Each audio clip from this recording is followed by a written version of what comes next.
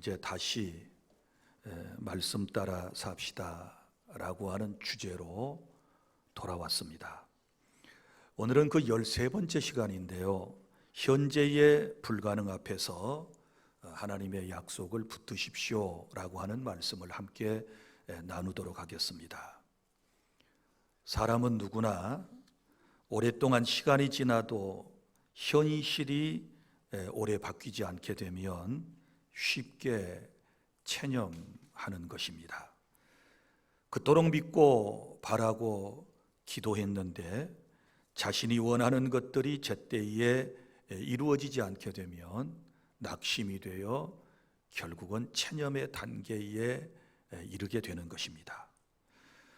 오늘 본문에 나타난 아브라함의 부부도 그러했습니다.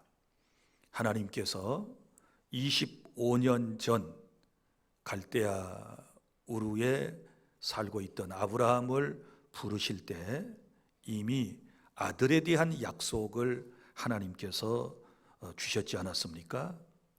그런데 약속을 받았지만 늘 아브라함의 부부는 그 믿음이 연약해질 때가 있었습니다.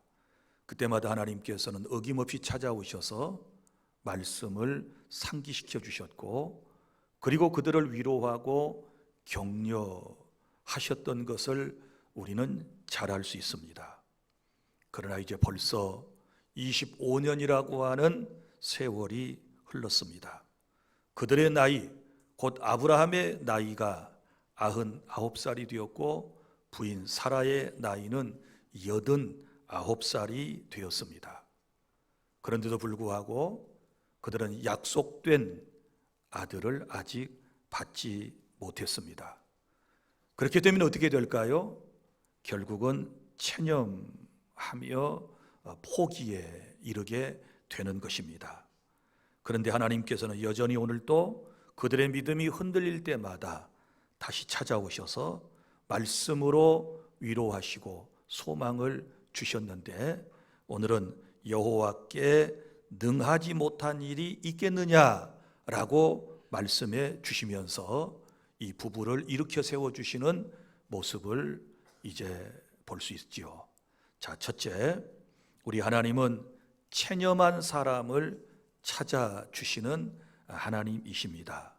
오늘 하나님께서 체념하여 정말 꿈도 소망도 없어 보이는 이 부부에게 오셨습니다. 찾아오셨어요. 그런데 오늘 우리가 18장 말씀을 보면 좀 문구를 정리할 필요가 있습니다. 자, 하나님께서 찾아오셨다 제가 말씀을 했는데, 이것은 18장 1절에 보면 여호와께서 아브라함에게 찾아오셨다 이렇게 기록이 되어 있거든요. 그런데 오늘 9절에 보면 여기 찾아온 이제 사람이 그들이라고 복수로 말하고 있습니다. 그들이 아브라함에게 이르되 이렇게 나와요. 그리고 또 10절에 가서는 그가 이르시되 하고 복수해서 단수로 변해버리는 모습을 볼 수 있습니다. 그리고 또 우리가 이 말씀을 이해하기 위해서 18장 16절에 보면 그 사람들이 라고 하는 말씀, 22절에도 그 사람들이 이렇게 쭉 얘기가 나가다가 19장 1절에 보면 저녁 때에 그 두 천사가 이렇게 바뀐단 말이에요. 그러면 이 말씀의 의미는 뭐냐 그러면, 자, 여기 두 사람은 천사들을 말하는 것이고, 그리고 말씀하시는 한 분은 하나님이심을 말하고 있는 것입니다. 그러니까 하나님께서 두 천사를 대동하시고 사람의 모습으로 나타나셨다. 이걸 신학적인 말로 신현이라고 그래요. 하나님께서 아주 특별한 경우에 사람의 모습으로 나타나셨다라고 하는 것입니다. 그러면 자, 우리 하나님께서 먼저 누구에게 찾아오셨느냐? 장막 안에 있던 사라와 그리고 아브라함에게 하나님께서 찾아오셔서 말씀을 하시지요. 그런데 찾아오신 하나님께서 먼저 아브라함에게 이런 질문을 합니다. 내 아내 사라가 어디 있느냐? 내 아내 사라가 어디 있느냐? 이렇게 물으셨습니다. 여러분, 성경은 물음으로 가득 차 있고, 제가 언젠가 여러분들에게 이 질문 시리즈라고 하는 설교를 여러분들에게 해드린 적이 있어요. 최초의 질문은 에덴 동산에서 범죄한 아담과 하와를 하나님께서 찾으실 때 아담아, 아담아, 내가 어디 있느냐? 이렇게 질문하셨고, 그리고 오늘 말씀에는 아브라함에게 찾아오셔서 내 아내 사라가 어디 있느냐? 이렇게 물으셨단 말이에요. 그러면 우리가 잘 아는 대로 하나님께서는 전지전능하신 분이신데 지금 사라가 어디 있는지를 모르시기 때문에 어디 있느냐고 물으실까요? 그런 의미는 아니지요. 하나님은 지금 아브라함의 아내 사라가 장막 안에 있고 거기서 지금 아브라함과 하나님께서 대화하는 그 대화를 다 듣고 계심을 알고 계시는 거지요. 그렇다면 이 말씀은 곧 그들의 믿음의 자리를 의미하고 있는 것입니다. 낙심하여 물러나 있는 사라를 하나님께서 알고 계신다. 사라의 처지를 알고 계신다. 그의 마음의 상태를 하나님께서는 알고 계신다. 우리 하나님은 항상 모르고 부르시는 게 아니고 다 알고서 불러주시는 전지하신 하나님이십니다. 믿으시기를 바랍니다. 그렇습니다. 일찍이 아담과 하와를 부르셨고 아브라함을 부르셔서 질문하셨던 하나님께서 오늘 저와 여러분을 찾아오셔서 오늘 또 우리를 부르고 계심을 믿으시기를 바랍니다. 이 시간도 낙심한 성도들을 하나님은 외면치 아니하시고 여전히 찾아오셨고 지금도 우리와 함께 하시며 우리에게 말씀으로 역사하고 계시다는 사실을 우리는 믿습니다. 그리고 우리가 알아야 할 것은 하나님께서 한 번 하신 약속은 우리가 체념한다고 그래서 우리의 믿음이 약해졌다고 해서 그 약속이 절대 무효가 되는 것은 아니다는 것도 알아야 하는 것입니다.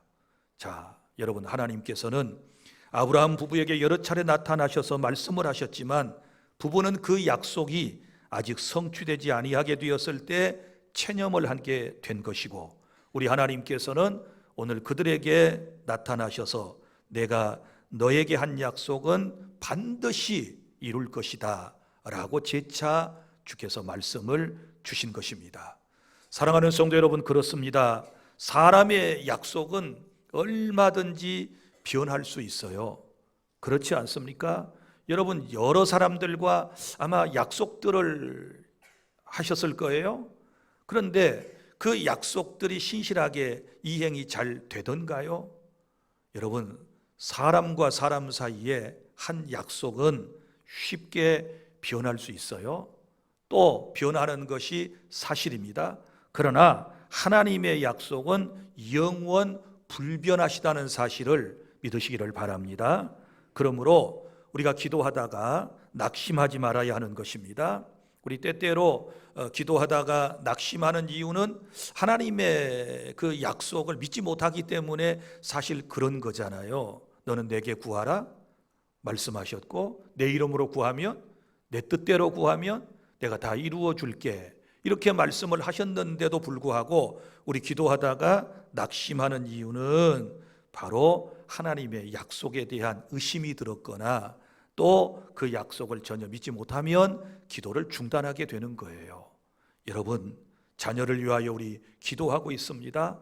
남편을 위하여 기도하고 아내를 위하여 기도하고 건강 회복을 위하여 기도하고 또 인간 관계 회복을 위한 기도, 경제적인 회복을 위한 기도, 교회의 부흥과 성장을 위한 기도, 하나님 나라 확장을 위한 기도를 우리가 하고 있는데 여러분, 기도하다가 절대로 낙심하고 중단하는 일이 없기를 바랍니다. 왜냐하면 우리가 낙심하고 중단한 상태에 있다 할지라도 하나님의 약속은 무효가 되지 않아요. 하나님의 약속은 언제나 살아있기 때문에 그 약속을 여러분이 다시 신뢰하고 믿음으로 끝까지 간구하여 응답받는 그런 은혜가 오늘 말씀을 듣는 여러분 모두에게 있기를 바랍니다. 그래서 하나님은 아브라함에게 약속하신 대로 우리가 잘 아는 것 아니겠습니까? 아들을 주셨지요. 약속대로 하나님께서 아들을 주셨는데 그 아들의 이름이 이삭인데 그건 제가 나중에 또 설명을 해드리도록 하겠습니다. 사랑하는 성도 여러분, 오늘 우리 주님이 저와 여러분을 찾아오셨습니다.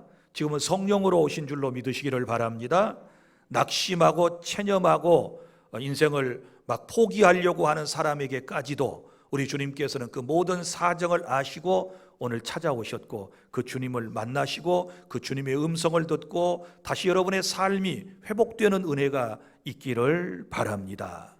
그런데 둘째, 안타까운 것은 사람이 낙심하게 되면, 체념하게 되면 이런 상황에서는 하나님의 말씀이 들려져도 쉽게 그것을 받아들이지 못하는 아쉬움이 있습니다.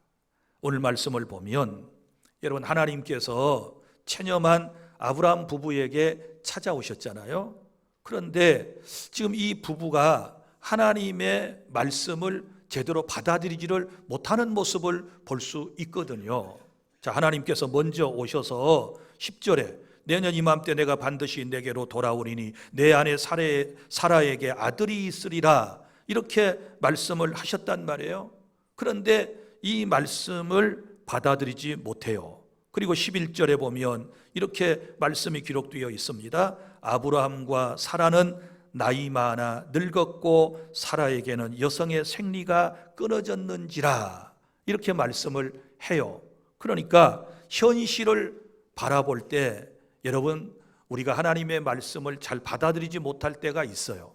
하나님보다 현실의 문제를 더 크게 볼 때 우리가 하나님의 말씀을 아멘으로 화답하지 못하는 그런 안타까움이 있을 수 있거든요.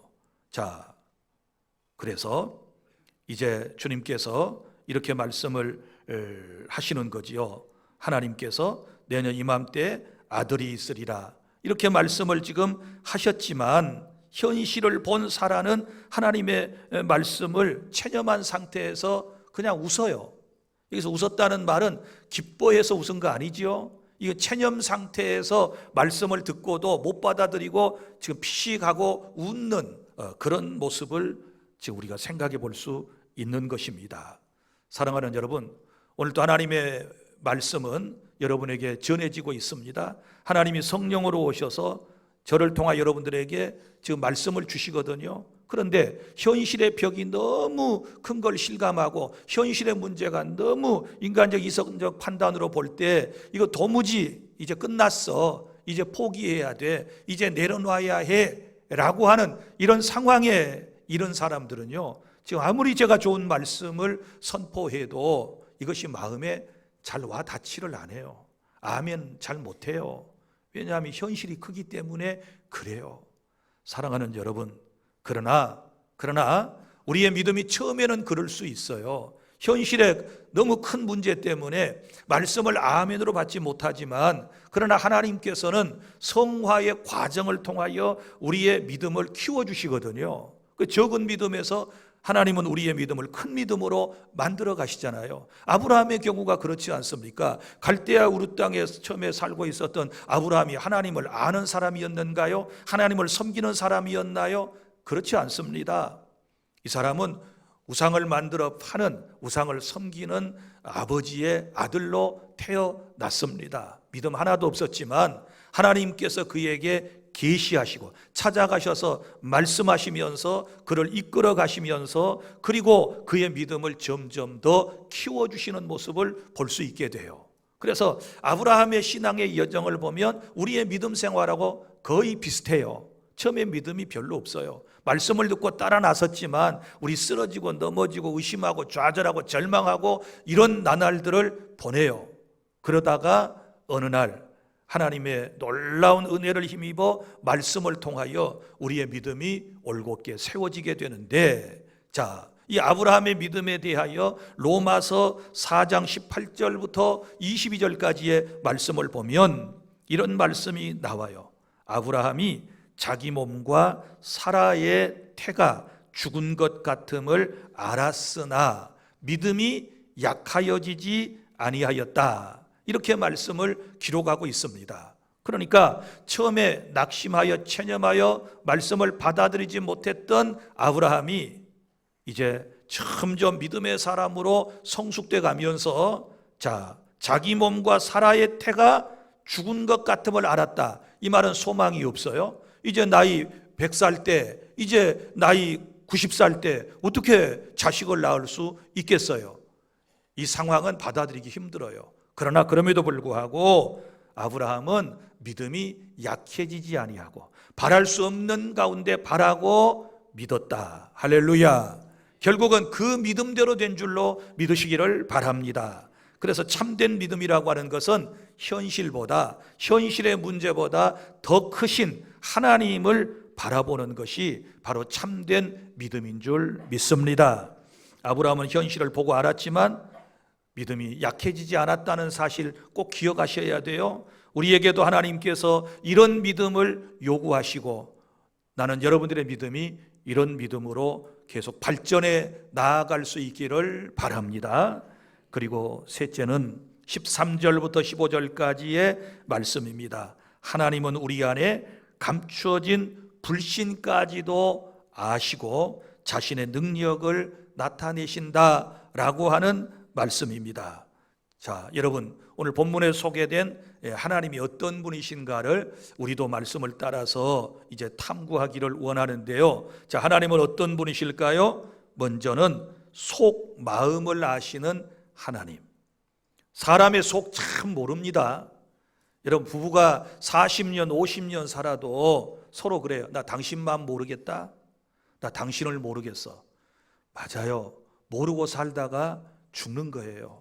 그런데 오늘 여러분 보세요. 사라가 지금 장막의 안에 있잖아요. 지금 하나님 앞에 서 있는 거 아니에요? 하나님과 대화를 나누는 사람은 누구예요? 남편이에요. 그럼 이 두 사람의 이제 하나님과 아브라함의 이야기를 쭉 들었단 말이에요. 그 들려오는 소리가 뭐였어요? 내년 이맘때 아들을 낳을 거다. 내가 내년 이맘때 내가 돌아올게. 이런 말씀을 들었어요. 그리고 속으로 웃었어요. 근데 속으로 웃는 것 아무도 몰랐지만 하나님은 아셨다. 하나님은 아셨다라고 하는 사실을 우리는 이 본문을 통하여 깨닫게 되는 것입니다.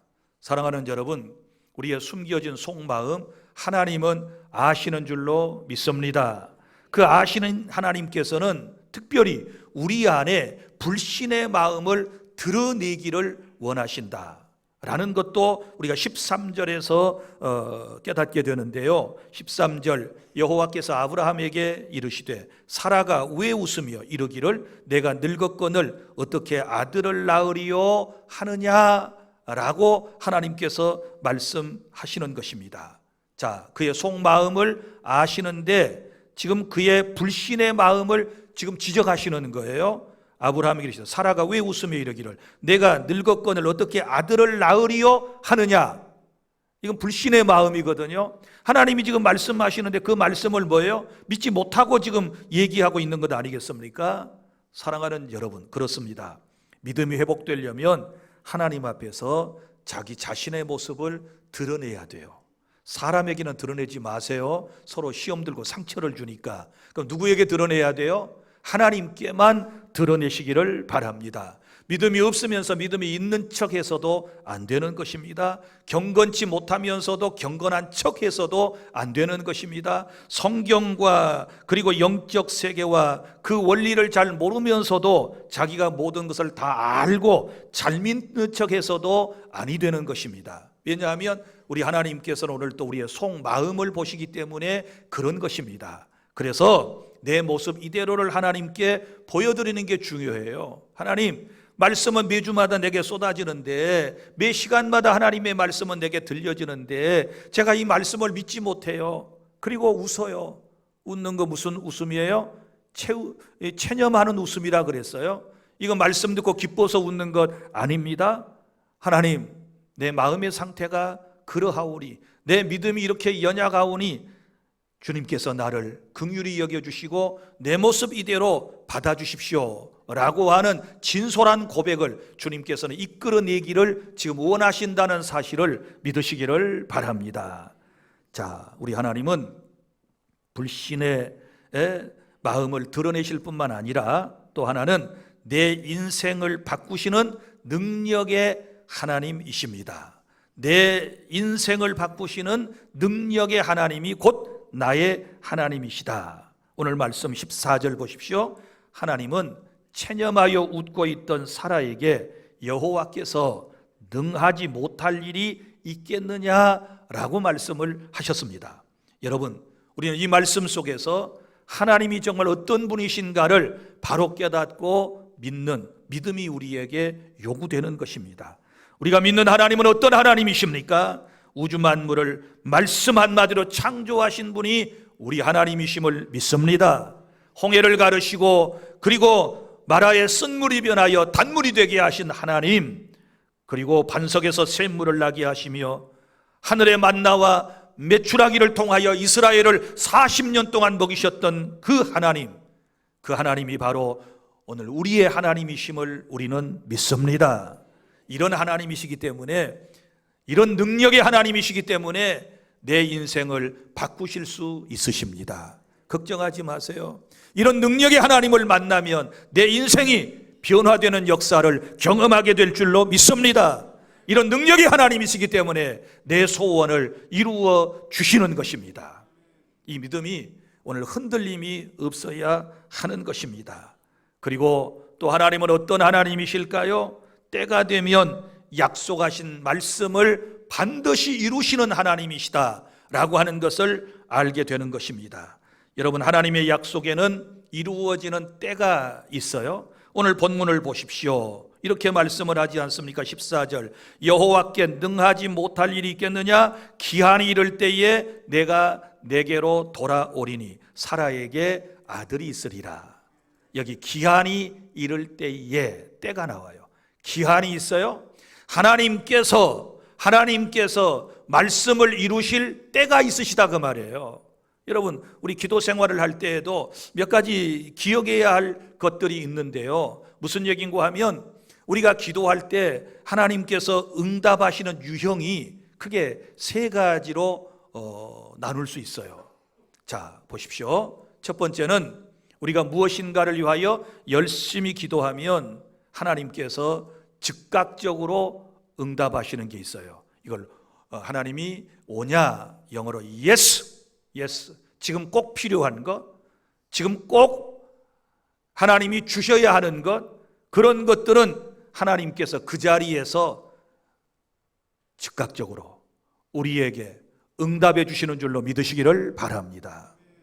우리가 아이들을 키울 때요, 그때의 모습을 한번 생각해 보세요. 아이들이 학교 갈 때 엄마 아빠 오늘 크레파스 사오라 그랬어요. 오늘 미술 시간인데 스케치 필요해요. 도화지 필요해요. 뭐 크레용 필요해요.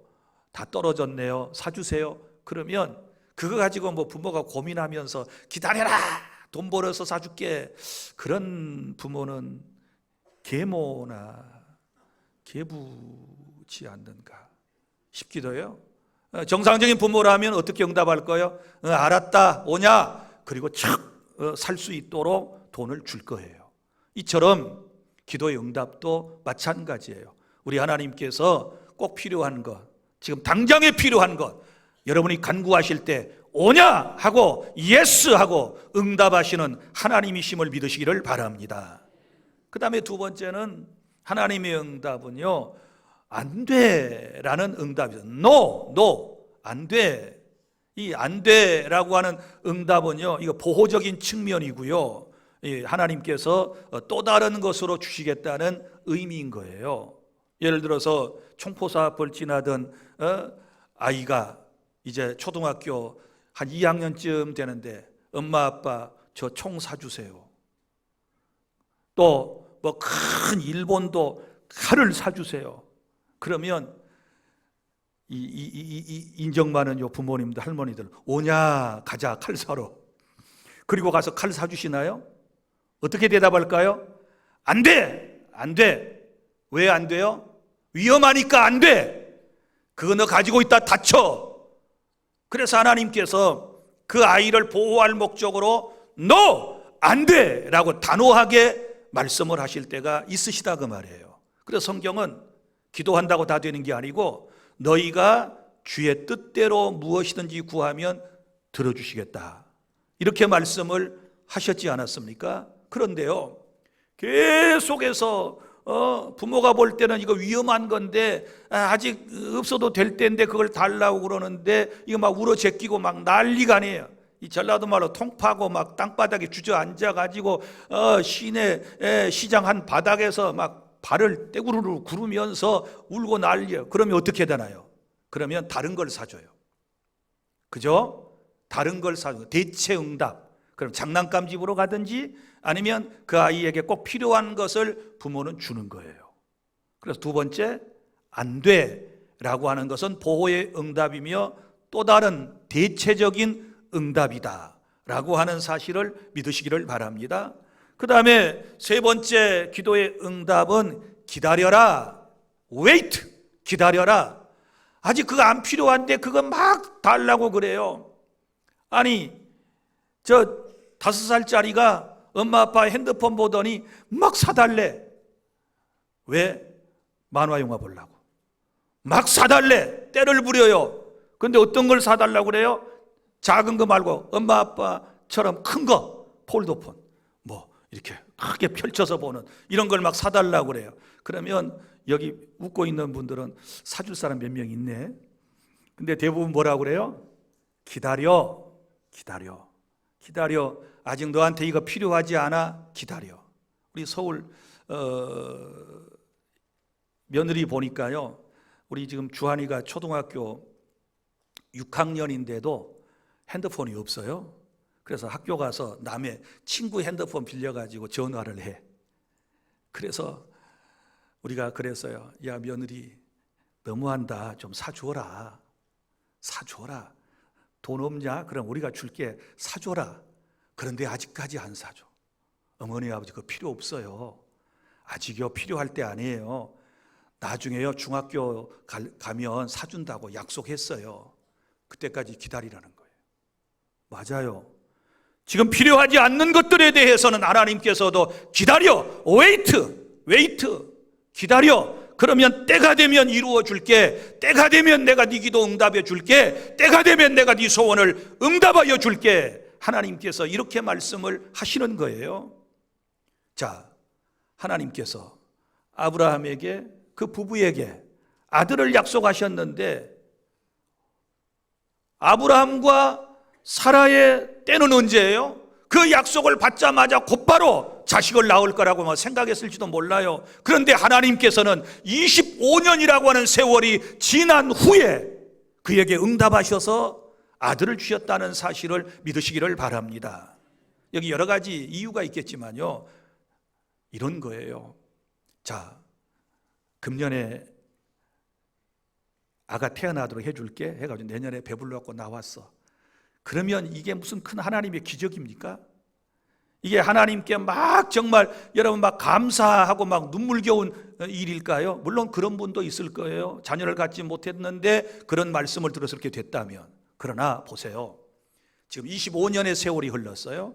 그리고 할아버지의 나이가 지금 몇 살이에요? 99살이에요. 할머니의 나이가 몇 살이에요? 89살이에요. 할머니는 여성의 생리가 끊어졌다고 그랬어요. 완전히 절망적인 상태에서 임신을 하고 자식을 낳게 되었을 때 오늘 또 이 놀라운 소식은 여러분들에게 전해지고 우리 하나님은 그런 능력의 하나님이라고 하는 것을 우리가 믿음으로 받아들이고 그 하나님을 지금 우리가 예배하고 섬기고 있는 줄로 믿으시기를 바랍니다. 우리는 기도하고 난 이후에 내가 원하는 시간에 지체 없이 모든 것이 이루어지기를 원하지만 하나님은 가장 정확한 때에 하나님의 때에 우리에게 응답해 주시는 줄로 믿으시기를 바랍니다. 그러므로 참 믿음이라고 하는 것은 하나님의 능력을 믿고 하나님의 때를 신뢰하며 기다리는 것인 줄로 믿습니다. 이런 은혜를 받으시기를 바랍니다. 이제 말씀을 맺습니다. 사라는 처음에는 속으로 웃었습니다. 왜요? 믿겨지지 않아서. 말 같지도 않은 소리여서 속으로 웃었습니다. 이 웃음은 비웃음이라기보다는 오래 기다리다 지쳐버린 정말 체념의 웃음이었다라고 하는 것을 알 수 있습니다. 그러나 나중에 하나님의 은혜로 이 부부는 자식을 낳게 돼요. 그리고 그의 이름을 이삭이라고 지었습니다. 이삭은 웃음이라는 뜻이거든요. 그래서 사라가 뭐라고 고백하신 줄 아십니까? 하나님이 나를 웃게 하셨다. 할렐루야. 사랑하는 여러분, 웃음의 의미는 여러분 형편에 따라 사람에 따라 각각 다릅니다. 그러나 진실로 내 인생을 웃게 만드시는 분은 전능하신 우리 하나님이심을 믿으시기를 바랍니다. 지금은 체념하여 인생을 내려놓고 싶고 인생이 너무 고달퍼서 하루하루가 힘겨운 나날들이지만 우리 하나님은 언젠가 약속하신 대로 우리를 웃게 해 주실 것입니다. 우리의 삶을 행복하도록 하나님께서 만들어 주실 줄로 믿으시기를 바랍니다. 지금은 눈물골짜기지만 하나님의 때에는 우리 반드시 웃게 될 것입니다.